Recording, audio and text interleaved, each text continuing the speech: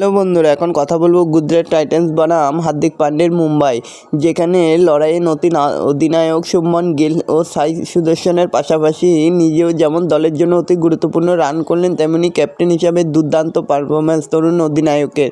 রঙের উৎসবের আগের দিন আহমেদাবাদের নরেন্দ্র মোদী স্টেডিয়ামে জয়ের আবির ওড়ালেন পাঞ্জাব দা পুত্তর। কাজে এলো না মুম্বাইয়ের প্রাক্তন অধিনায়ক রোহিত শর্মা ও ব্রেভিসের রান। শেষ ওভারে রুদ্ধশ্বাস লড়াইয়ে 6 রানে হেরে গেল মুম্বাই। তো বন্ধুরা, এরকমই সব আইপিএলের খবর পেতে হলে আমার চ্যানেলটিকে অতি শীঘ্রই লাইক, কমেন্ট, সাবস্ক্রাইব করতে ভুলো না ও বন্ধুদের মধ্যে প্রচুর পরিমাণে শেয়ার করে দাও, যাতে আমার 4000 ঘন্টা ওয়াচ টাইম পূর্ণ হয়ে যায়। তো বন্ধুরা, গুজরাট টাইটান্স প্রথমে ব্যাট করে তোলে 168 রান। মুম্বাই ইন্ডিয়ান্স শেষ হয়ে গেল 162 রানে। শেষ ওভারে জয়ের জন্য রানের প্রয়োজন ছিল 19।